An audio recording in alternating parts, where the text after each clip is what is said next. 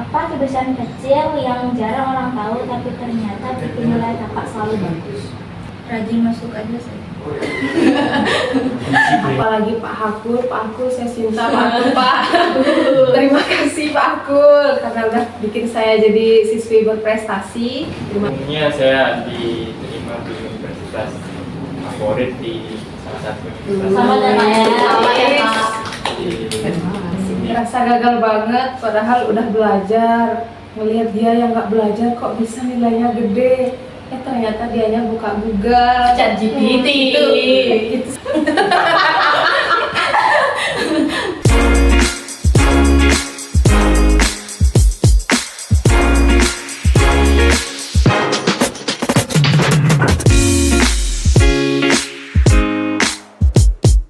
Halo semuanya, Assalamualaikum warahmatullahi wabarakatuh. Om Swastiastu. Perkenalkan, nama saya Anissa dan rekan saya Anggi, Annyeong. Selamat datang di podcast SS Suara Skaneda. tempat di mana kisah sederhana bisa jadi penuh makna. Dan tentu saja tempat kita berbincang santai tapi tetap berisi. Senang bisa kembali menemani kamu hari ini. Nah, di episode kali ini kita akan ngobrol dengan seseorang yang baru saja mencapai pencapaian luar biasa. Seorang siswa lulusan terbaik di sekolahnya. Sebuah titel yang terdengar prestisius, tapi kita tahu di balik itu ada perjalanan panjang yang gak selalu mudah. Langsung saja ya, selamat datang untuk kakak-kakak semua dan selamat atas pencapaian yang baru saja kakak dapatkan.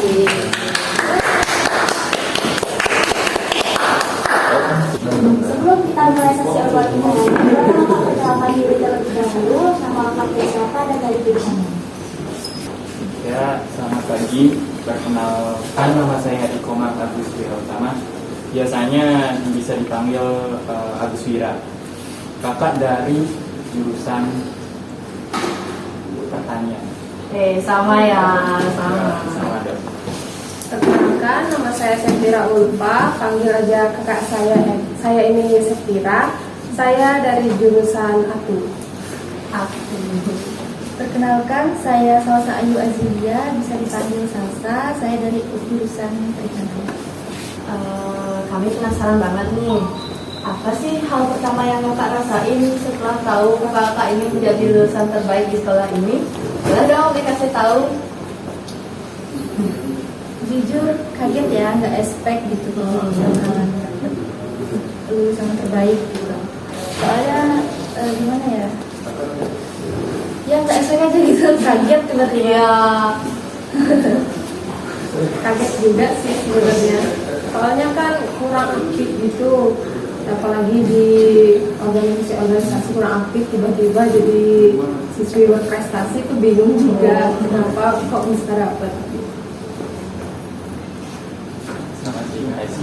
Dan juga kayak terharu banget gitu loh, tiba-tiba dipanggil sama pemuka acaranya tuh langsung yang siswa terbaik.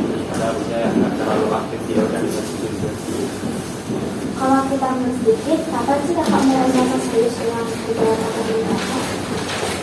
Kalau saya sendiri itu sejujurnya dulu pas kelas 10 kan ya, kakak sebenarnya agak nakal sih ya, kalau bisa dibilang.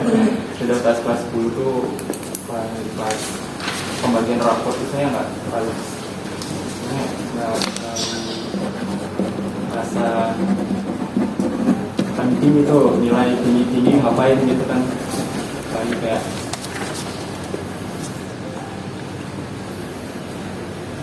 sudah dulu tuh kakak kalau misal nilai rapor tuh nggak hadirnya tuh banyak. Dulu kalau nggak salah katanya kan 2, terus sakitnya 3, terus izinnya 8. Jadi juga Banyak. nggak lupa itu izinnya kenapa gitu. Sudah kakak tuh mulai aktif tuh di kelas 11. Kelas 11 itu bapak udah mulai ikut program produktif di jurusan pertanian itu kan ada seperti nanam tanaman kayak banyak sih, bapak udah pernah tanam, salah satunya kayak sayur, jagung, tanaman-tanaman pangan, kayak terong, apalagi timun kemarin yang terakhir tuh. Iya. Itu sih. Jadi ya pokoknya aktifnya dari kelas 11 sampai kelas 12 itu aktif sih. Udah mulai merasa penting lah, apalagi kalau untuk masa depan tuh penting kalau misal seimbang akademik sama akademik dia seimbang. Kalau aku sebenarnya tuh dari awal masuk SMK itu udah mau aktifin akademik sama akademik. Oh, berarti emang udah ada niat awalnya. Iya, ya. karena kenapa? Karena dari SMP itu sebenarnya aku tuh beberapa pendidikan. Jadi aku tuh sempat dipanggil KBK gara-gara nggak pernah masuk, nggak pernah absen. Tapi jujur aku tuh nggak pernah bolos. Jadi aku tuh emang males aja jadi di rumah. Oh, berarti apanya doang yang sering bolos Iya, ya? iya, sampai ketemu orang tua juga pernah. Jadi kayak SMP kayak udah kayak gitu, jadi SMK nya mau lebih baik lagi. Ya. Udah gitu aja.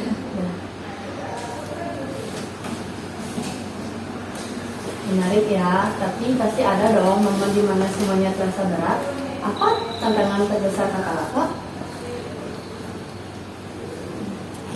Kalau aku sih pas PKL ya, soalnya tuh kayak ngikutin perusahaan gitu. Jadinya bagi aku tuh yang awalnya sok siswa gitu ngikutin perusahaan kayak berat banget, apalagi kayak ngikutin perusahaan tuh kayak kita minggu nggak libur, minggu nggak libur, ada acara ini nggak libur gitu. Jadinya sedikit males juga, jadi kita harus tetap lawan rasa males gitu ya. Emang dulu Salsa pegangannya gimana? Di pabrik otomatis Di sana tuh pabriknya banyak sih. banyak Salah satu apa? pengalaman ikan sama pembuatan tepung, terus glass freezer kayak cold storage. Selama PKL kan ada berapa? 6 bulan atau berapa? 5 bulan. 5 bulan kayaknya. Terus setiap bulan ada tahap-tahapannya gitu. Gimana?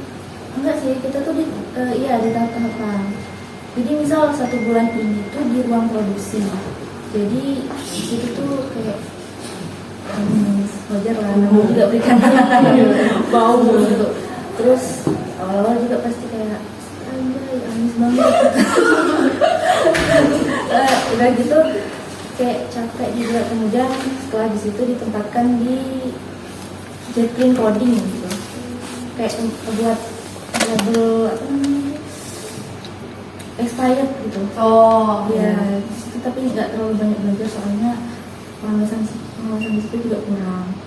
Kalau aku sih juga masa terberatnya tuh, tantangan terberat tuh waktu PKL ya, karena aku PKL di sekolah dan jurusan peternakan. Jadi selama sebulan itu libur tuh jarang, cuma bisa kalau izin atau sakit aja. Tantangan paling beratnya tuh waktu PKL tuh bersihin kandang ayam yang bener-bener kotor, terus bau ayam banget. Itu bener-bener bikin kepala pusing, sakit kepala, baunya bener-bener mengganggu banget sih. Sumpah. Terus waktu bersih-bersihin tempat pakannya, tempat minumnya itu sampai ratusan tempat pakan. Jadi itu kita cuci satu persatu biar bersih, biar nggak ada kotoran lagi, terus ditaruh, dipindahin biar rapi. Itu sih paling berat waktu PKL sih, tantangan terberatnya. Emangnya tuh harus steril banget ya? Iya, soalnya kan itu untuk ayam ya. Jadi kalau ada yang kena penyakit satu pasti bakalan nyebar lagi dia ke yang lain. Wow, Susah banget sih. harus gitu ya. Iya. Kalau saya sendiri sih tantangan terbesar sejujurnya kakak tuh akademik kurang sih, jujur ya. Tapi kalau misal ditanya tentang praktek ya bisa lah. Kalau misal di lapangan tuh lebih gimana ya, lebih aktif di lapangan sih. Kalau pertanyaan itu udah sering praktek gitu lagi sama teman-teman. kalau kakak sih yang itu berempat sih. Nah itu saya, terus yang juga siapa ya, Bagus, Iyo, sama Yoga, itu teman saya yang sering agak produktif gitu. Terus kalau misal tantangan tertentu ya ini sih Kak, kemarin kelas ujian itu yang lagi apa ya, ujian komputer kemarin ya, itu dari TK agak mengecewakan sih. Di TKA tuh apa nilainya kurang memuaskan, agak kecewa sih. Ngomongin soal proses, saya sih yang penasaran Kak, seperti apa sih rutinitas Kakak belajar sehari-hari?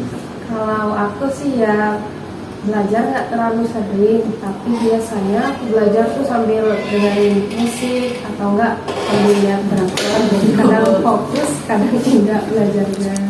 Gitu aja sih aku kalau belajar, nggak terlalu sering banget gitu sih. Menjawab soal pertanyaan bagaimana cara belajar, jujur saya tuh nggak pernah belajar di rumah, bisa dibilang juga gitu. Karena saya tuh kalau belajar di sekolah, sekali saya belajar di sekolah, saya tuh langsung kayak mendalami gitu. Apalagi soal presentasi itu saya suka banget. Nah, ini penting nih, karena seringkali orang berpikir siswa berprestasi itu harus terus belajar tanpa jeda. Padahal manusia juga butuh jeda ya. Selama perjalanan ini, siapa sih sosok paling berpengaruh buat Kakak? Kalau buat saya tentu yang pertama orang tua saya, kemudian pastinya guru-guru, terus orang sekitar.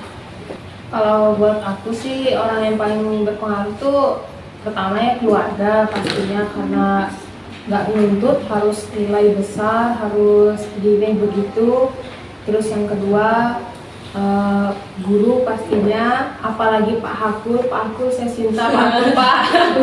Terima kasih Pak Hakul karena udah bikin saya jadi siswi berprestasi. Terima kasih Pak. Kalau saya sendiri sama sih, tapi itu orang tua, guru, terus paling berpengaruh pas PKL itu Pak Galdan tuh motivator, walaupun agak konyol sih orangnya kadang, tapi jujur Pak Galdan udah mengubah sih, udah jadi motivator. Makasih banyak sih.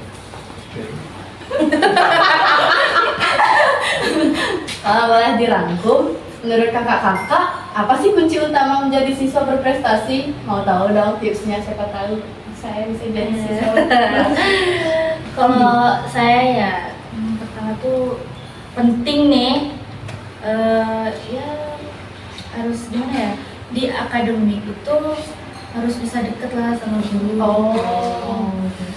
Kemudian harus ikutin kegiatan apa ya, kayak dulu saya soalnya pas 10 ikutin gerak jalan, LKBB, kemudian juga OSIS, tapi waktu kelas 11 itu berhenti karena bener-bener mumet banget. Oh iya sih.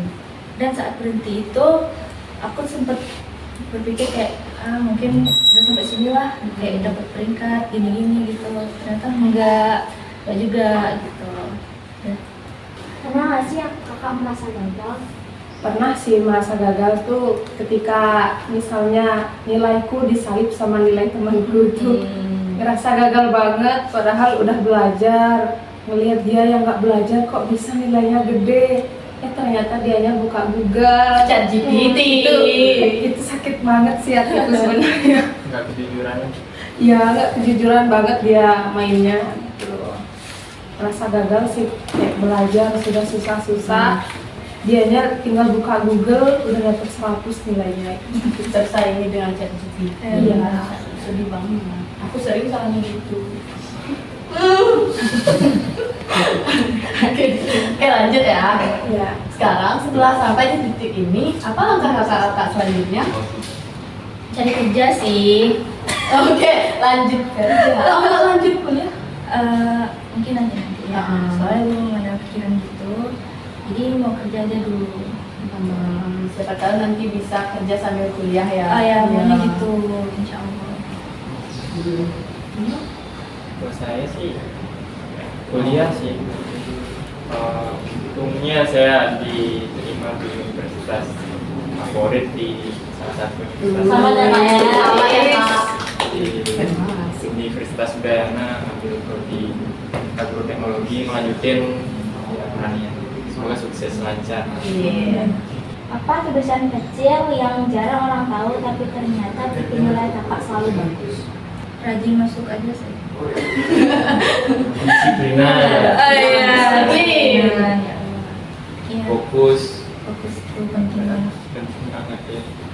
Sama menjawab pertanyaan-pertanyaan kecil dari guru saat belajar itu loh penting Oh ya, banget. Kak. Soalnya sepengalaman aku, siapa yang bisa jawab itu bakal dapat nilai tambahan. Jadi aku suka banget biasanya waktu itu. Iya, kayak aktif kuis gitu ya, dalam kuis. Benar.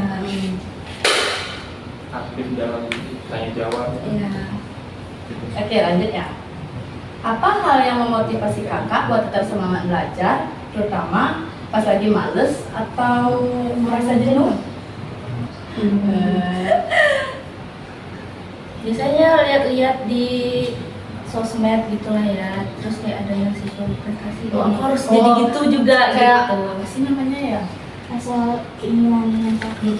Kayak Termotivasi dari sosmed ya, juga. gitu. Terakhir mungkin ada pesan untuk teman-teman yang sedang berjuang.